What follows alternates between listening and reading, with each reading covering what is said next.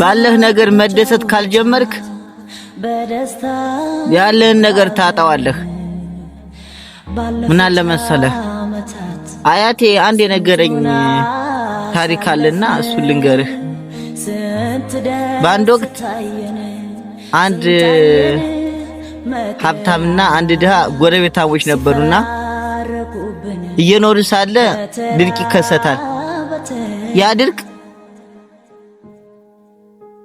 ዝናብ ይቀራል፣ እጽዋቶች ይደርቃሉ፣ እንስሳቶች የሚበሉት ያጣሉ።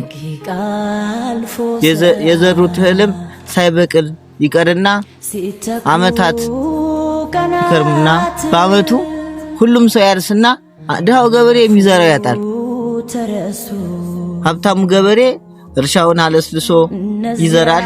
ድሃው ገበሬ ግን ከ3 ከ4 የበላይ እርሻውን አለስልሶ የሚዘራው ሲያጣ ሀብታሙ ጎረቤት ሄድና እስኪ የምዘራው ትንሽ አበድረኝ ለዘር ማክረሚያ ቢያንስ ይለዋል። አይ የለኝም ብሎ ይመልሰዋል። ሚስቱም ቢሆን ከዘመዶቿ ምናምን ሄዳ ልትበደር ማንም ዘመድ ሊሰጣት ፍቃደኛ አልሆነም። ነገር ግን ያ ድሃ ገበሬ አንድ ገበሬ በቤቱ ተቀምጦ መሬቱን ጾም አሳደረ ማለት ከሞተ ሰው አይተናነስም። የሞተ ሰው ላለመባል ብሎ እሱም ሚስቱን ነጭ ማታ ላይ ነጭ አመድ አስቀምጭልኝ ይላትና አመድ ነፍታ እንድታስቀምጥለት ነግራታል። ከዛ ሚስቱም ያን አመድ ትነፋና ታስቀምጠዋለች። ዳው ገበሬም ጀንበር ጠለቅ ስትል አመሻሽ ላይ ያለሰለሰውን መሬት ነጭ አመድ ይዘራዋል። ሙሉ በሙሉ ሲዘራው የሀብታም ገበሬና እንዲህች መላጣ ድሃ ከየት አምጦ ነው የነጭ ጤፍ የዘራው ይልና ይመቀኛል። ያ ሀብታም ደግሞ በቀየማ ነጭ ጤፍ ሲበላ አይከርም ብሎ ቀይ ጤፍ ያመጣና ማታ ላይ በጨለማው ይዘራበታል።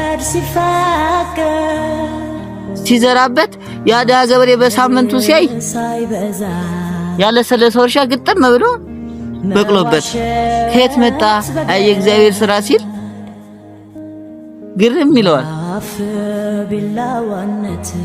እና ሀብታሙ ገበሬ ደግሞ ሊያበላሽበት ነው። ነጭ ጤፍ ከቀዩ ጤፍ ቀላቅሎ ባዶ ነጭ ጤፍ እንዳይበላ አድርጎ ሊያበላሽበት ነበር። በአመቱ ያ ድሃ ገበሬ ያን ነጭ ጤፍ ያን ቀይ ጤፍ ያድና ጉተራውን ይሞላል። እና ምን እንደምልህ ገብቷል ወንድሜ? ስራ የለም ብለህ መማርን አታቋርጥ። መንገድ የለም ብለህ መሄድን አታቁም። ልብስ ካሰበው ድረስ ሂድ፣ ተማር። አንተ የፈለከውን ሳይሆን እግዚአብሔር የፈቀደልህ ነው በልተህ የምትኖር። ታሪኩ ምን ለማስተማር እንደሆነ ልንገርህ። አንዳንዴ እግዚአብሔር አንተ ሊጠቅምህ ሲፈልግ በምትወዳቸው ሳይሆን በምቀኛህም ሊመልስልህ ይችላል። ታሪኩ ምን እንደሆነ ልንገርህ። ያ ድሃ ገበሬ ሀብታሙ ገበሬ እኮ ምቀኛው ነበረ። ግን ለድሃው ገበሬ የጠቀመው ሀብታሙ ገበሬ ነው። ምክንያቱም ተመቅኝቶት ጤፉን ያቀላቅልበት ነበረ። አየህ አይደለ? አንተን የሚጠቅምህ የሚወድ ሰው ብቻ ሳይሆን ምቀኛህም ሊጠቅምህ ይችላል። አንተ መልካም ሰው ሁን፣ ሁሌም መልካም ሰው ሁን። ይሄ ነው ታሪኩ። ወዳችኋለሁ።